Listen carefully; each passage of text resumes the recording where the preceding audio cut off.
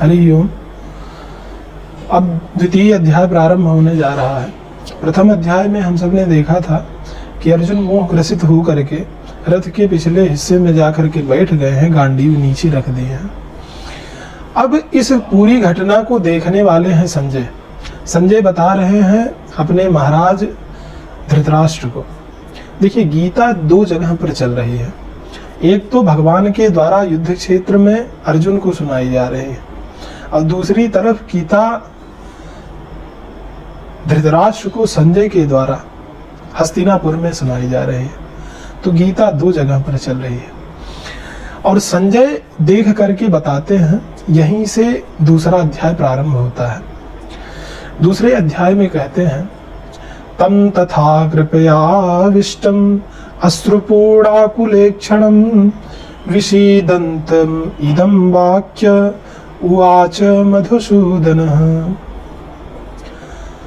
तम अर्जुनम, अर्जुन अब इस प्रकार से आंखों में अश्रु भर करके, अश्रुपूर्णा आकुल ईक्षणम, ईक्षणम मतलब नेत्रों में आंसू भर करके आकुल होता हुआ,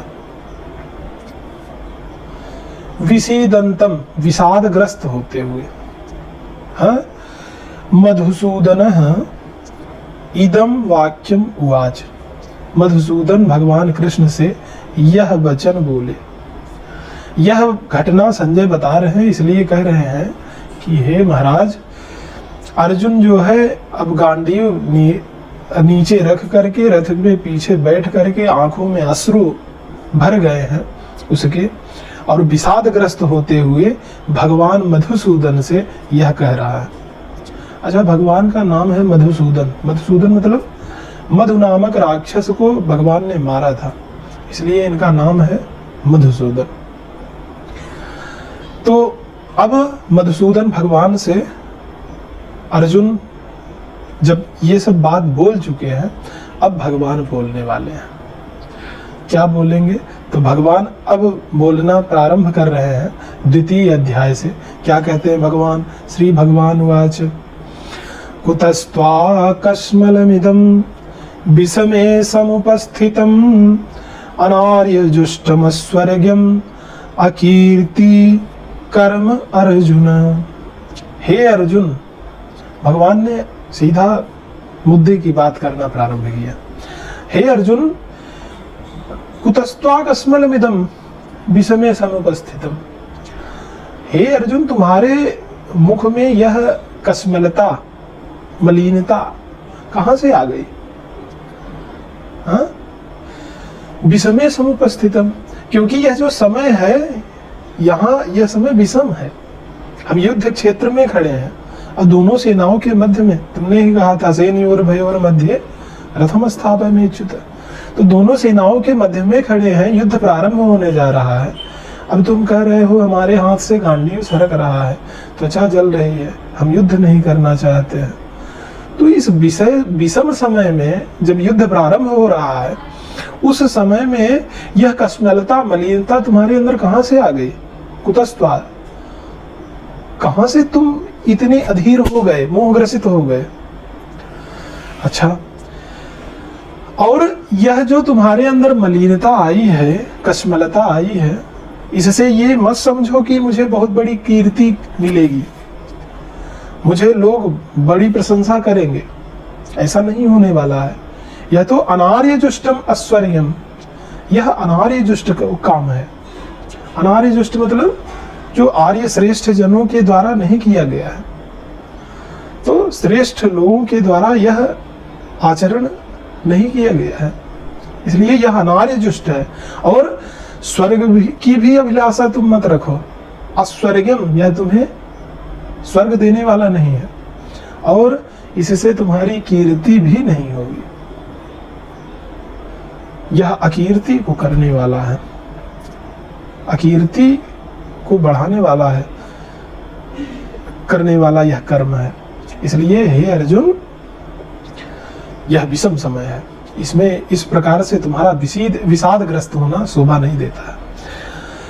आगे भगवान कहते हैं दूसरे श्लोक में, क्लैब्यम मास्मगमः पार्थ नये तत्त्वयुपपद्यते क्षुद्रं हृदय दौर्बल्यं त्यक्तोत्तिष्ठ परन्तपः।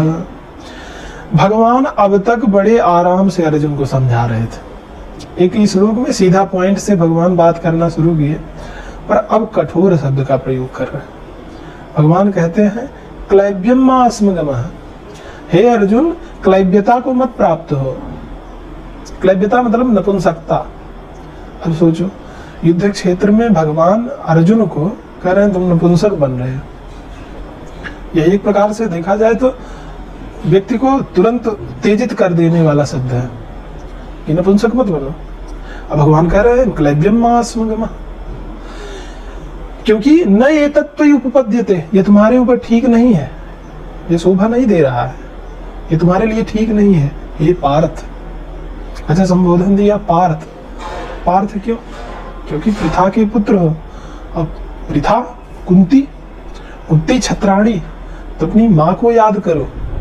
इसीलिए संबोधन भी भगवान ने बड़ा सोच समझ करके दिया कि हे पार्थ, ऐसा करना तुम्हारे लिए उचित नहीं। और क्षुद्रम हृदय दौर्बल्यम त्यक्तोत्तिष्ठ परन्तपः। हे अर्जुन, यह जो तुम कह रहे हो ना, ये हृदय की दुर्बलता है कि मुझे युद्ध नहीं करना है, मुझे तो भविष्य दिखाई पड़ रहा है, यह सब हृदय की दुर्बलता है, इसको छोड़ो। और यह जो हृदय की दुर्बलता है, यह क्षुद्र हृदय दौर्बल्यम, यह दुर्बलता भी बहुत छोटी है। अच्छा देखिए, व्यक्ति जिस स्वभाव से परिचित हो उसी के बारे में बता सकता है, जिसका विशेषज्ञ हो। तो भगवान विशेषज्ञ है किसके? हृदय दौर्बल्यता को जान लेने वाले हैं। मनोरोगी को समझ लेते हैं तुरंत भगवान। इसलिए भगवान ने ये नहीं कहा कि ये तुम्हारे शरीर के में रोग आ गया है, इसके लिए तुम किसी वैद्य के पास जाओ।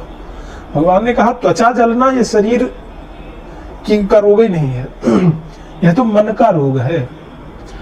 हाँ, गांडीव का सरकना और यह जो तुम्हारा शरीर कप रहा है, यह सब रोग नहीं है, यह सब तुम्हारे मन की दुर्बलता है, उसकी वजह से ऐसा दिखाई पड़ रहा है।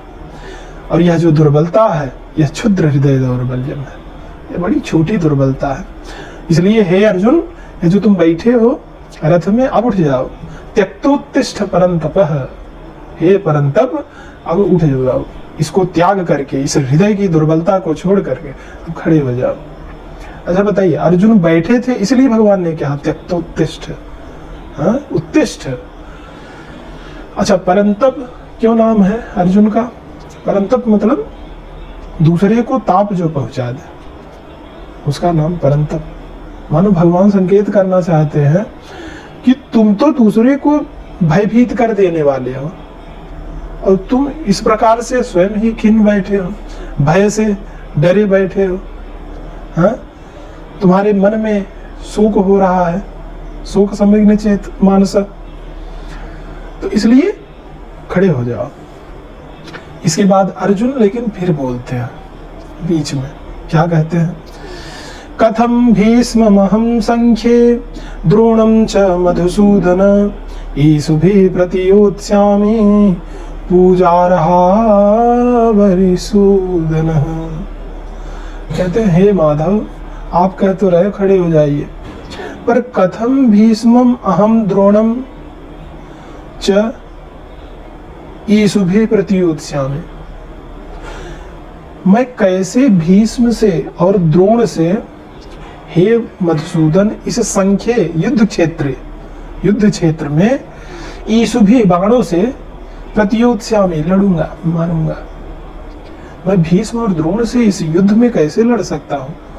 क्यों नहीं लड़ सकते? क्योंकि वो पूजार्हा वरिसूदन, हे अरिसूदन, श्री कृष्ण भगवान के लिए संबोधन है, ये हमारे लिए पूजार्हा पूजनीय है। और हम ये जब हमारे लिए पूजनीय है तो उन्हीं से मैं युद्ध कैसे कर सकता हूं, उनको मार कैसे सकता हूं? अच्छा बड़ी विचित्र बात है कि भगवान ने इसीलिए, अगर आप देखेंगे पूरे महाभारत में, तो भगवान ने भगवान चूंकि अर्जुन की मन स्थिति को समझ रहे हैं, इसलिए भगवान कभी भी पूरे महाभारत में द्रोण और भीष्म के सामने अर्जुन का रथ लेकर नहीं गए। क्यों नहीं गए? क्योंकि भगवान को पहले ही अर्जुन ने अपनी मन स्थिति बतला दी थी कि हमको और किसी से उतना मोह नहीं है, कोई हमारे लिए उतना महत्वपूर्ण नहीं। इसीलिए बार बार अर्जुन ने नाम लिया भी द्रोण और भीष्म पितामह का। भगवान जानते थे, इसलिए कभी भी भगवान ने न तो द्रोण के सन्मुख रथ ले गए न तो भीष्म के, क्योंकि अगर रथ ले गए तो फिर समस्या हो जाएगी, मोह ग्रसित होगा। भगवान उसके मनोविचार को पहले ही समझ गए थे। इसके बाद आगे कहते हैं अर्जुन, गुरुन हत्वा हि महानुभावा श्रेयो भोक्तुम भैक्षमपीह लोके हत्वार्थ कामास्तु गुरून् निहैव भुञ्जीय भोगान् रुधिर प्रदिग्धान्। कहते हैं, हे कृष्ण, गुरून् हत्वा हि महानुभावा, इन गुरुओं को, गुरु के देखिए दो अर्थ होंगे, एक तो अपने गुरुओं को, गुरु आचार्य को, दूसरा गुरु श्रेष्ठ के लिए भी है। तो दोनों अर्थ समझ के चलिए कि हम अपने श्रेष्ठों को, आचार्यों को, महानुभावों को आहत्वा नहीं मारना चाहता। क्यों? क्योंकि श्रेयो भोक्तुम भैक्षमपीह लोके, कहते हैं कि इनको न मार करके अपने गुरुओं महानुभावान आहत्वा, यहां पर आहत्वा है, गुरून् आहत्वा, तो गुरून् महानुभावान आहत्वा श्रेयो भोक्तुम भैक्षमपीह लोके, इह लोके भैक्षमपीह भोक्तुम श्रेयो भवति। इन अपने महानुभावों को, श्रेष्ठों को, आचार्यों को न मार करके मुझको इस धरती पर, इस लोक में भीख मांग कर भी रहना पड़े, भोजन करना पड़े, तो वह हमारे लिए श्रेयो भोक्तुम है, श्रेष्ठ है, ऐसा कह रहे हैं अर्जुन। फिर कहते हैं, और अगर मैं इन सबको मारूं, अच्छा न मारूं, तो मुझे भीख मांग करके भी भोजन करना वो हमारे लिए श्रेयस्कर है। और कहते हैं अगर मारेंगे तब, हत्वार्थ कामास्तु गुरून् निहैव भुञ्जीय भोगान् रुधिर प्रदिग्धान्, कि हत्वार्थ कामान, अगर मैं कामनाओं के लिए इनकी रक्षा कर मार दूं, अपनी कामनाओं के लिए इनको मार दूं, गुरून् निहैव इह लोके, इस लोक में अगर मैं इन्हें मारूं, तो भुंजीय भोगान रुधिर प्रतिग्धान, तो मैं जो भी भोगूंगा, भुंजीय भोगान, जो जिन भोगों को मैं भोगूंगा, भुंजीय, वह हमारे लिए रुधिर प्रतिग्धान, रुधिर से सने हुए होंगे। तो अर्जुन कह रहे हैं कि अगर मैं न मारूं तो भीख मांग करके खाना मेरे लिए श्रेयस्कर है, पर इनको मार करके जो कुछ भी मुझे मिलेगा वह रुधिर प्रतिग्धान है, खून से समा हुआ होगा। अच्छा, इसके बाद आगे कहते हैं, न चैतद विदमः कतरन्नो गरीयो यद वाजयेम यदि वानु जयेयुः यानेव हत्वा न जिजीविषाम स्तेव स्थिता प्रमुखे धार्तराष्ट्रा। कहते हैं कि न च एतद विद्मः, मैं नहीं जानता, कतरन्नो गरीयो, अच्छा क्या नहीं जानते हैं? कहते हैं कि कतरन्नो गरीयो, क्या श्रेष्ठ है, इसमें से क्या श्रेष्ठ है। देखिए, जब भी दो में से चुनाव करना हो तो वहां पर प्रायः शब्द यूज किया जाता है कतरन। कतरन मतलब इन दोनों में से क्या श्रेष्ठ है। तो अर्जुन भी कहते हैं क्या, न छे तद विद्मः कतरन्नो गरीयो, गरीयो मतलब श्रेष्ठ, कतरन। अब इन दोनों में से क्या श्रेष्ठ, अच्छा क्या श्रेष्ठ है, तो अभी पीछे जो इन्होंने कहा कि इनको मारूं या ना मारूं, है ना, आहत्वा की हत्वा, इनको मारूं भीख मांग के रह जाऊं या फिर सना हुआ भोजन जो हमारे लिए होगा, इनमें दोनों में से क्या श्रेष्ठ है? मैं नहीं जानता। कतरन गरीयो, क्या श्रेष्ठ है इन दोनों में से? इसके बाद यदवा जयेम यदिवानु जयेयु, क्योंकि मैं नहीं जानता हम जीतेंगे कि वे जीतेंगे। हाँ, वयम जयेम वा ते जयेयु, हम जीतेंगे कि वो जीतेंगे। और यानेन हत्वा न जिजीविषाम, यान यान यान मतलब दुर्योधनादि, दुर्योधन आदि को मार करके हत्वा न जिजीविषाम, मुझे जीने की इच्छा नहीं है इन सबको मार के। ते अवस्थिता प्रमुखे धार्तराष्ट्रा, जो हमारे सामने अवस्थित हैं इनको मार करके मैं जीना नहीं चाहता हूं। और आगे कहते हैं कार्पण्य दोषो उपहतः स्वभावः पृच्छामि त्वां धर्म सम्मूढ़ चेता यत् श्रेयः निश्चितं ब्रूहि तन्मे शिष्यस्तेऽहं साधि मां त्वां प्रपन्नम्। अब अर्जुन बड़ी सुंदर बात कहने जा रहे हैं। कहते हैं कार्पण्य दोषो उपहतः स्वभावः, कहते हैं कायरता, कार्पण्य मतलब कायरता, कायरता से के दोष से मेरा स्वभाव जो है वह उपहत हो गया। और पृच्छामि त्वां धर्म सम्मूढ़ चेता, हे भगवान, हे कृष्ण, मैं आपसे पूछना चाहता हूं, त्वां पृच्छामि धर्म सम्मूढ़ चेता, क्योंकि इस धर्म में मेरा जो चित्त है, मेरा जो मन है, मेरी जो चेतना है वह सम्मोहित हो गई है, मोहित हो गई है।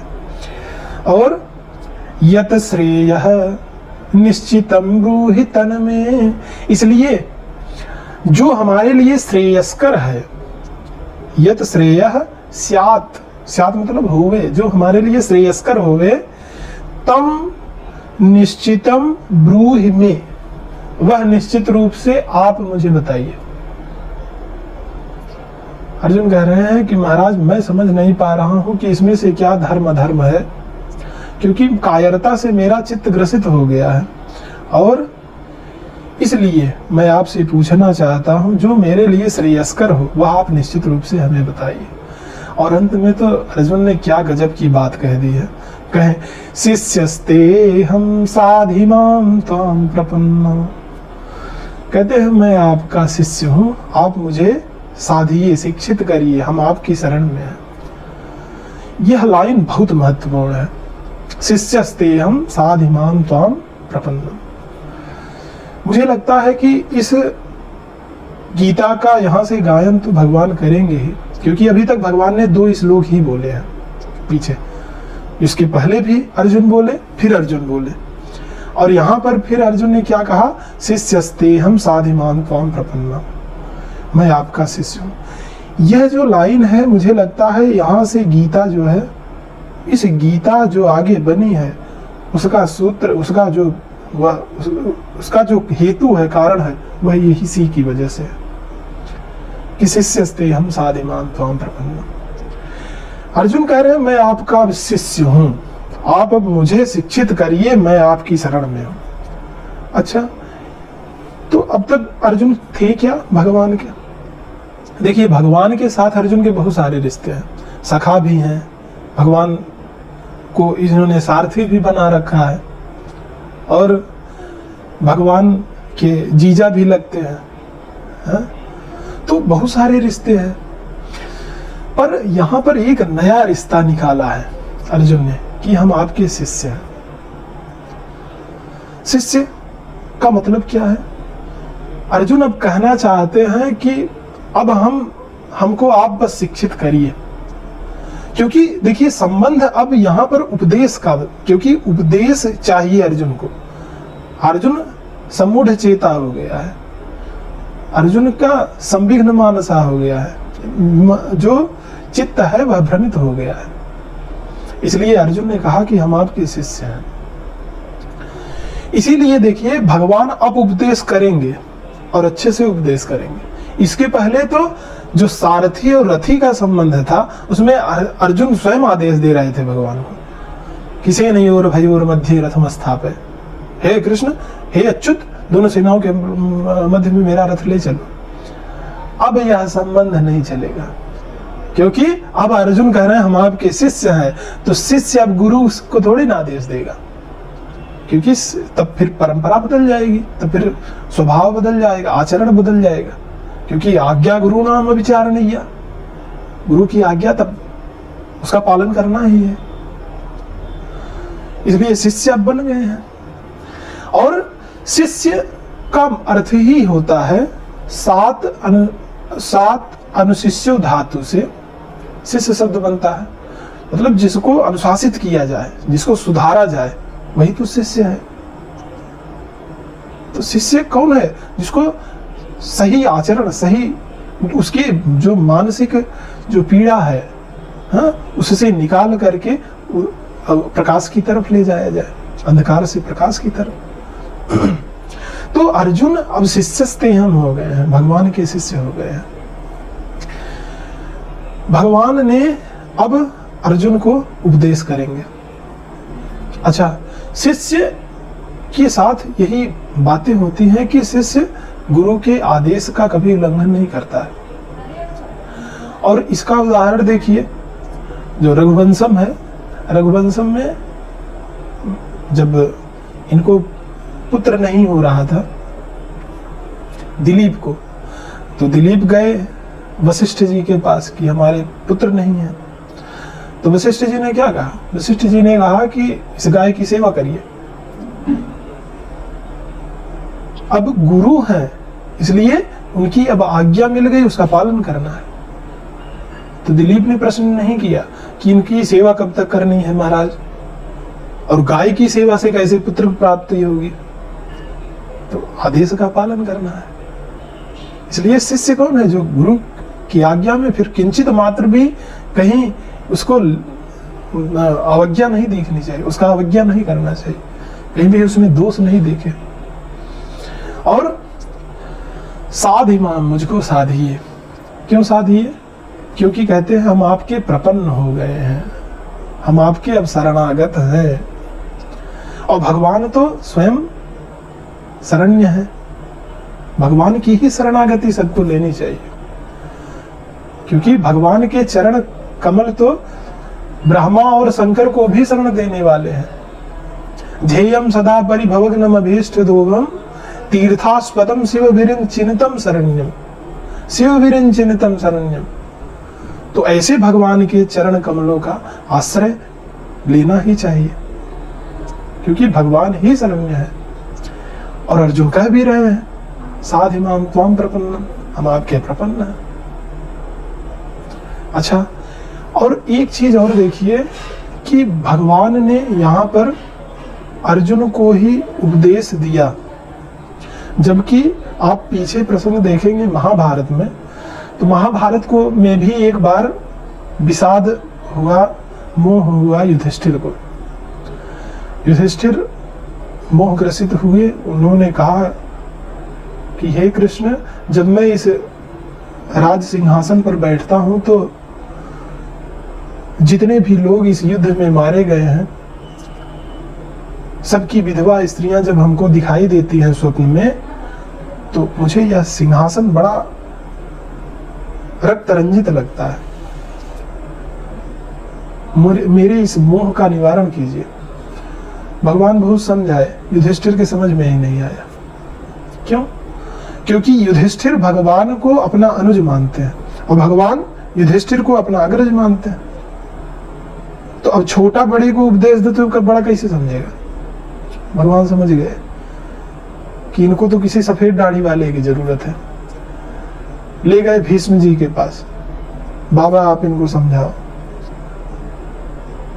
और फिर भीष्म ने बड़ा सुंदर उपदेश दिया। हाँ, राजधर्मान दान धर्मान मोक्ष धर्मान विभागशः स्त्री धर्मान भगवत धर्मान समासभ्यास योगतः। सारे धर्मों का बड़ा सुंदर उपदेश दिया। इसीलिए उसका भी नाम गीता है। पर कौन सी गीता है? वहां पर भीष्म गीता है, यहाँ पर श्रीमद् भगवत गीता, वहां पर भीष्म गीता। और आप भागवत के प्रथम स्कंद में नवम अध्याय भीष्म गीता के नाम से प्रसिद्ध है। तो भगवान ने वहां पर उपदेश दिया, तो पर युधिष्ठिर को समझ में नहीं आया। क्यों? क्योंकि उपदेश शिष्यस्ते हम के लिए है। जो शिष्य हो वह फिर उपदेश को ग्रहण करता है। और अर्जुन वही बात यहाँ पर कह रहे हैं कि अब तो हम आपके शिष्य हो गए हैं, अब मुझको साधिए, शिक्षित करिए, और हम आपके हर प्रकार से प्रपन्न हैं, आपके ही शरणागत हैं, हमको शिक्षित करिए। और शरणागति आवश्यक है। परीक्षित ने सुखदेव जी की शरणागति ली, हाँ, शरण्य हुए, और फिर सुखदेव जी ने ऐसा उपदेश दिया, हाँ, तुम तो राजन मरिष्येति पशु बुद्धि में माम जही, राजन इस पशुता को त्यागो कि तुम मरोगे। हाँ, अहम ब्रह्म परम धाम ब्रह्मा हम परमम पदम। तो फिर वही परीक्षित उपदेश पाकर के क्या कहते हैं, सिद्धोस्मि अनुग्रहीतोस्मि। हाँ, अब तो मुझे लाखों लाख तक्षक मिलकर भी काटे तब भी मैं नहीं मरने वाला, क्योंकि मैं चिन्मय स्वरूप हूं। तो भगवान की यहां पर शरणागति लेकर के भगवान अर्जुन ने पूरा पासा ही बदल दिया। शिष्यस्ते हम साधिमाम त्वाम प्रपन्नम।